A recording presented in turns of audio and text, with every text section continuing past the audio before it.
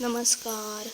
डब्यासाठी वालाची शेंग करत आहे. त्यासाठी मी तेल कढईत टाकलेलं आहे, जिरं, मोहरी आणि लसूण याचा तडका देत आहे. लसूण लाल होईपर्यंत मी परतणार आहे, जेणेकरून भाजीला छान चव येते. त्यानंतर मी कांदा आणि टमॅटो लालसर आणि मऊ होईपर्यंत मी परतणार आहे. तुम्हाला माझा व्हिडिओ आवडत असेल तर लाईक करायला विसरू नका. त्यात मी हळद, तिखट, धना पावडर, तुम्हाला गरम मसाला आवडत असेल तर नक्कीच टाकू शकता. ते छान मी परतून देणार आहे. त्यानंतर स्वच्छ धुतलेली वाल ही बारीक चिरून मी टाकणार आहे.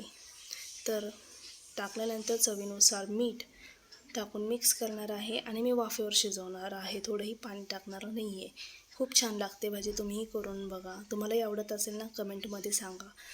त्यानंतर मी आधी परतत जाणार आहे, जेणेकरून खाली भाजी लागू नये. त्यानंतर शेवटी शेंगदाण्याचा कूट टाकून माझी वालाची शेंग तयार आहे. धन्यवाद. Bye bye.